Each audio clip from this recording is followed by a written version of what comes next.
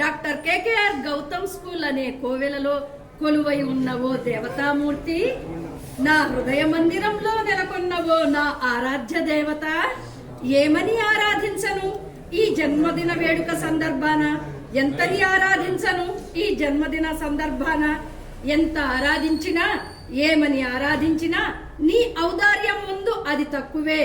అందుకే గొప్ప వ్యక్తిత్వం అనే ఆభరణాన్నే అలంకారంగా మార్చుకున్నావు.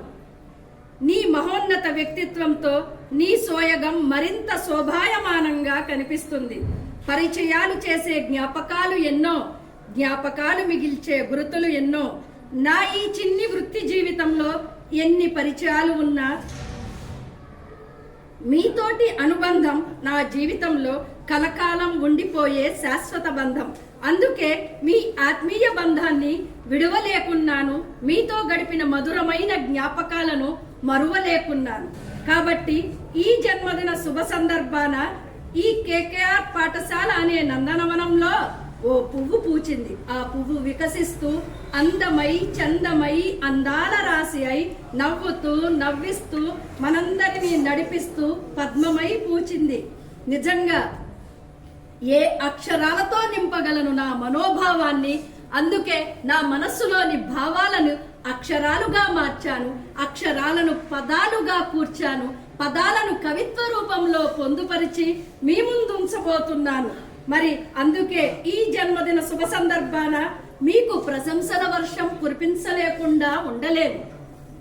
మబ్బు నుండి నేలపై పడ్డ వాన చినుకువా, ఆకాశం నుండి భూమిపై రాలిపడ్డ ధృవతారవా, దివి నుండి భూమికి దిగి వచ్చిన అందాల రాశివా, మబ్బుల చాటు నుండి తొంగి చూస్తూ నేలపై జారిపడ్డ జాబిల్లివా, ఏమని అనుకోను మీ యొక్క వ్యక్తిత్వం గురించి, మీ యొక్క సోయగం గురించి.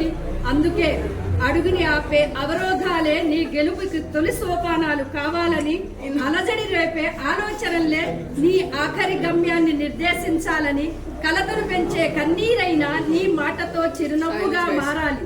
తలపెట్టే ప్రతి పనిలో నువ్వే విజయ బాహుట ఎగురవేయాలి. నిన్నటి కంటే రేపు బాగుండాలి, రోజుని మించి రోజు సాగాలి, దిగులు నీడలు తాకకుండాలి, జీవితం ఆనందమయం కావాలి. అందుకే మీకు ఈ పుట్టినరోజు సందర్భాన మీరు, మీ కుటుంబ సభ్యులు అందరూ కూడా నిండు నూరేళ్లు ఆయురారోగ్యాలతో అష్టైశ్వర్యాలతో వెలుగొందాలని ఆ భగవంతుణ్ణి సదా ప్రార్థిస్తూ మీ యొక్క విశ్వాస పాత్రురాలు.